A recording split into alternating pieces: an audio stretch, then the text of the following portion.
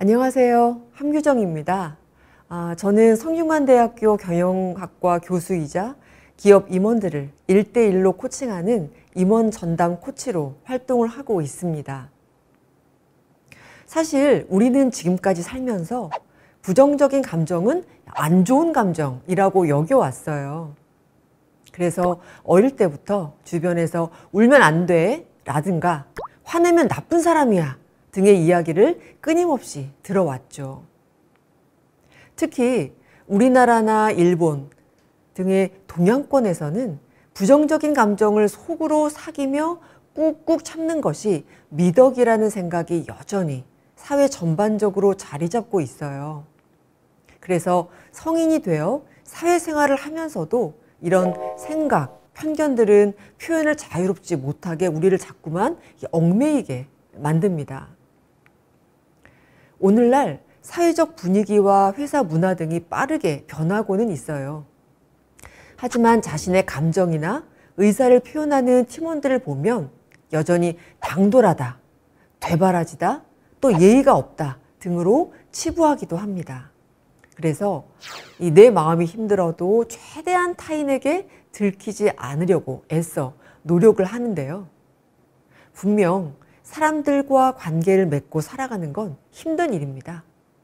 나와는 다른 성격, 신념, 감정, 습관, 또 생활 방식 이런 것들을 가진 사람들과 어울려서 살아간다는 건 항상 힘든 일이죠.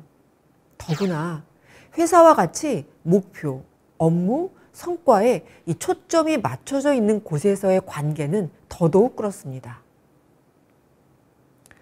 물론 돌아보면 회사에서 일하면서 힘든 순간만 있는 건 아니에요. 분명 즐거운 순간들도 있어요. 하지만 반대로 회사에서는 부정적인 상황들도 당연히 발생하는데요.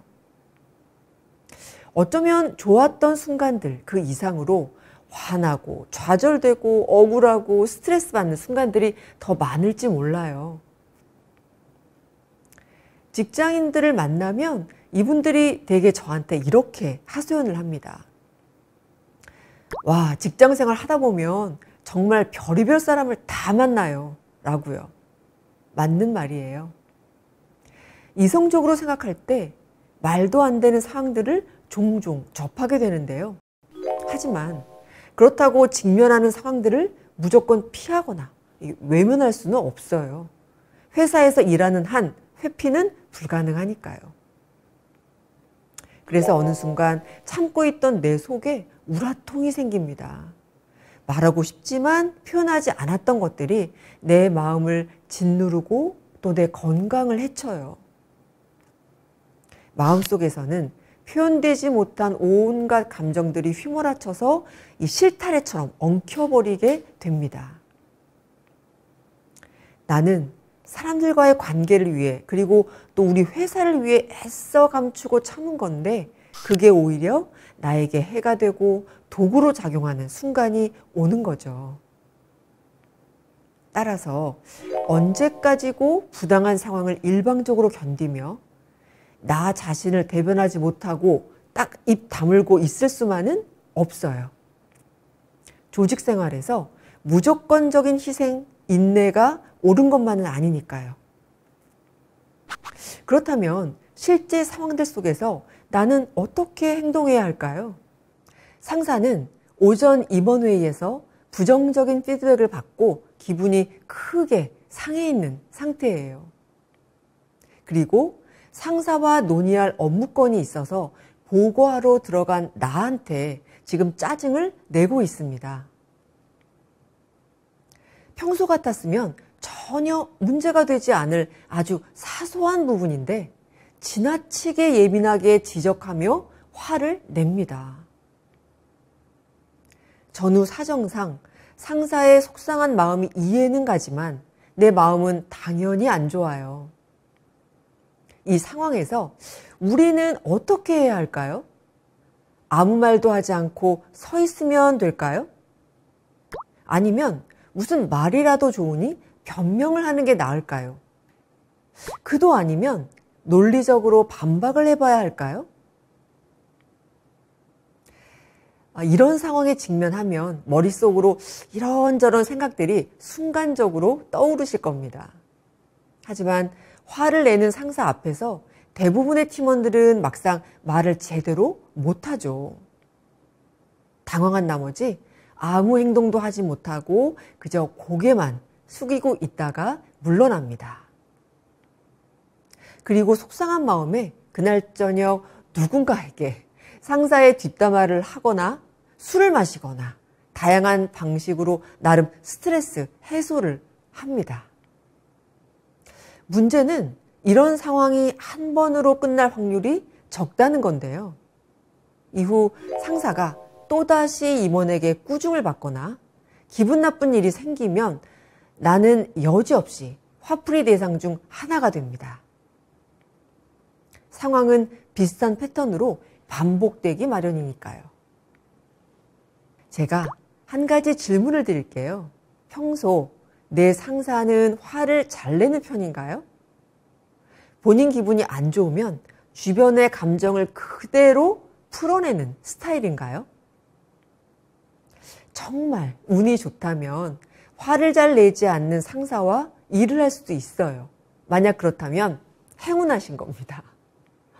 왜냐하면 화라는 감정은 상사가 직장 내에서 자주 표현하는 감정의 종류로 알려져 있기 때문이에요.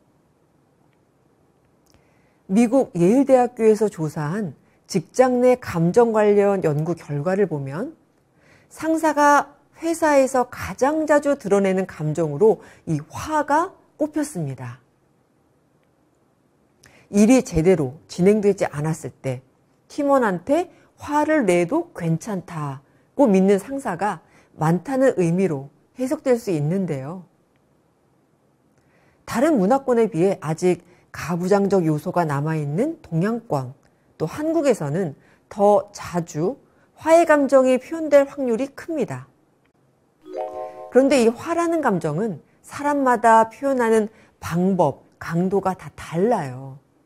누구는 화가 나면 말소리가 이렇게 떨리면서 목소리가 높아지죠. 큰 소리를 내기도 하고 몸동작이 과격해져요. 물건을 던지거나 또 발로 차기도 합니다. 근데 또 어떤 사람은 오히려 말수가 점점점 없어지고 목소리가 저음으로 깔려요. 화가 나면 날수록 입을 닫아버리고 아예 방문 닫고 사람을 피하기도 하죠. 이처럼 화의 표현 방식은 사람마다 다르지만 신기하게도 우리 몸에서 나타나는 이 화의 신체적 증상은 비슷해요. 말을 하든 안 하든 소리를 지르든 목소리를 낮추든 공통적으로 나타나는 신호들이 있다는 거죠. 이 시점에서 여러분은 상사에게 부당하게 화풀이 당하는 이 상황에서 왜 화라는 감정의 특성에 대해 이야기하는지 궁금하실 거예요. 자, 그 이유는 상대방이 느끼는 감정의 특성부터 이해해야 해당 감정에 효과적으로 대응하고 내 감정을 표현할 수 있는 기회를 얻을 수 있기 때문입니다. 화가 났을 때 인간에게 공통적으로 나타나는 특징들이 있는데요. 화가 나면 대개 이 얼굴이 붉어지고 호흡이 가빠집니다. 씩씩대면서 깊은 숨을 쉬지 못해요. 이 몸의 근육들도 경직이 되고요. 화의 강도가 더 세어질 경우 눈썹이 가운데로 모이면서 눈에도 힘이 들어가요. 온몸이 긴장감으로 팽팽해지는 느낌인 거죠. 강도의 차이는 있겠지만 누구나 이런 공통적인 모습들을 보입니다. 제시되는 그림을 보면 화가 났을 때 얼굴 표정, 자세들을 확인하실 수 있는데요. 아마도 내 앞에서 화를 내고 있는 상사 역시 이런 비슷한 모습을 하고 있을 겁니다. 우선 얼굴에서 이 눈썹, 눈, 턱 등에 힘이 들어가는 걸 알 수 있어요. 화의 강도가 세어질수록 눈을 부라리며 눈썹을 찡그리게 됩니다. 한편 표정뿐 아니라 화가 날 때 주로 관찰되는 바디랭귀지들도 있는데요. 상대방을 질책하고 싶은 생각에 이 손가락을 사용하는 일명 이 손가락질이 자주 나타납니다. 마음이 다치면서 부정적 생각이 강해지면 갑자기 이렇게 팔짱을 끼는 경우들이 많이 관찰되고요. 몸이 기우는 방향이 이렇게 내 쪽이 아닌 나와 반대쪽, 즉 바깥쪽을 향하죠. 이는 나와 거리감을 두고 싶어하는 심리 때문입니다. 그리고 직장에서 자주 볼 수 있는 자세들 중 하나인 허리에 이렇게 두 손을 올리는 전투적인 모습도 있어요. 이때 상대방의 감정을 이런 바디랭귀지 등을 통해서 살피면서 주의하실 점이 있는데요. 예를 들어 회의 도중 상사가 갑자기 팔짱을 낀다고 해서 무조건 화를 내거나 기분이 안 좋은 거냐? 그건 아닙니다. 사람마다 습관적으로 팔짱을 항상 끼는 사람도 있고 팔이 좀 이렇게 뻐근해서 잠시 팔짱을 낄 수도 있는 거죠. 그래서 바디랭귀지는 처한 상황을 감안하면서 해석하셔야 해요. 자, 지금부터 감정적으로 흥분한 상사 앞에서 최대한 상사의 감정을 빠르게 안정시키면서 한편으론 내 감정도 잘 전달하는 이 3단계 알려드릴게요. 잘 기억하시고 활용해 보세요. 자, 일단 상사의 감정부터 안정시킬 건데요. 심려 끼쳐드려 죄송합니다 라고 말씀해 주세요. 물론 내가 딱히 잘못한 것도 없는데 굳이 이 말을 해야 하나 싶으실 거예요. 당사자로서 좀 억울한 마음이 당연히 있으니까요. 하지만 상사가 감정적으로 흥분한 상태에서는 이런 이성적, 논리적 설명이 잘 들리지 않아요. 근데 이때 심려 끼쳐드려 죄송합니다 라는 말을 상사가 들으면 이성적에도 상처 입은 상사의 자존감이 서서히 회복되기 시작합니다. 왜 그럴까요? 그 이유 설명해 드릴게요. 사람의 뇌는 크게 3가지로 분류됩니다. 가장 기본적인 이 감각과 관련된 파충류의 뇌, 그리고 다양한 감정이 발생하는 포유류의 뇌, 마지막으로 언어 기능을 관장하며 감정을 조절하는 똑똑한 인간의 뇌입니다. 근데 화와 같이 강렬한 감정이 발생하면 이 감정을 담당하는 포유류의 뇌가 자극되면서 부풀어 올라요. 포유류의 뇌는 다른 말로 감정의 뇌라고도 불리우는데요. 흥분하면 이 감정의 뇌가 부풀어 오르는 감정 거품 현상이 발생합니다. 그리고 이렇게 감정의 뇌가 부푼 상태에서는 이성적인 사고가 불가능해요. 그래서 이 감정의 뇌를 차분하게 진정시키는 것이 최우선입니다. 그래야 비로소 이성적인 인간의 뇌가 작동하고 정상적인 사고가 가능해지니까요. 그러니 지금 상사가 화를 내며 지적하는 부분이 이 화풀이, 꺼리라고 할지라도 일단은 상사의 마음을 근심하게 만들어서 미안하다라는 취지를 전달해 주세요. 그럼 그 말을 들은 상사의 이 감정의 뇌는 자신의 상황을 타인이 공감하고 이해했다는 느낌을 받으면서 흥분이 서서히 가라앉아요. 빠르게 진정되기 시작합니다. 이게 일반적으로 이야기하는 바로 공감, 인정의 효과죠. 이때 심려 끼쳐드려 죄송합니다 라는 말은 이런 상황이 발생되어 유감입니다 라는 말의 대체 표현 정도로 생각하시면 됩니다. 2번째 단계는 면담 요청하기인데요. 상사의 감정이 가라앉기를 일정 시간 기다렸다가 상사가 어느 정도 평상심을 찾았다고 생각되면 이 면담을 요청하세요. 물론 이번 건을 그냥 넘어갈 수도 있겠죠. 만약 이번에 처음으로 화풀이식 상황이 벌어졌다면 이해하고 넘어갈 수도 있습니다. 하지만 앞서 말씀드린 것처럼 이 상사의 화풀이 패턴은 반복될 때가 더 많아요. 지금껏 상사가 직장 생활을 하면서 자리 잡은 일종의 습관일 수 있으니까요. 그리고 이런 잘못된 습관을 본인 스스로 인지하지 못할 확률도 크고요. 원래 아시죠? 사람은 자신을 객관적으로 보지 못하는 경우가 많습니다. 실제로 소리를 지르며 화를 내는 사람에게 왜 그렇게 화를 내요? 라고 물어보면 내가 언제 화냈어? 라고들 하잖아요. 그러니 이런 상황이 과거에도 있었다면 그 고리를 한 번쯤 끊으실 필요가 있어요. 괜히 말해봤자 상사에게 받아들여질 것 같지 않거나 그냥 눈밖에 날 수 있다는 생각이 들 수는 있는데요. 하지만 제가 말씀드리는 방법으로 현명하게 대처하면 이후 상사의 부당한 화풀이가 반복되지 않도록 예방하는 효과가 있습니다. 어떻게 말하느냐에 따라 긍정적인 결과를 가져올 수 있으니까요. 그러니 너무 걱정 마시고 면담을 요청하세요. 팀장님, 드릴 말씀이 있는데 잠시 시간 괜찮으실까요? 정도면 됩니다. 대화를 나누실 땐 주변에 여러 사람들이 있거나 대화가 들릴 수 있는 공개적인 장소는 피해주세요. 가장 좋은 건 회의실입니다. 미리 회의실을 예약해 두었다가 상사와 1대1로 단둘이 이야기를 시작하세요. 만약 회의실 예약이 어려운 경우라면 주변 조용한 카페 등도 괜찮아요. 팀장님, 제가 맛있는 커피 한 잔 사드릴게요. 같이 가시죠. 라고 제의하세요.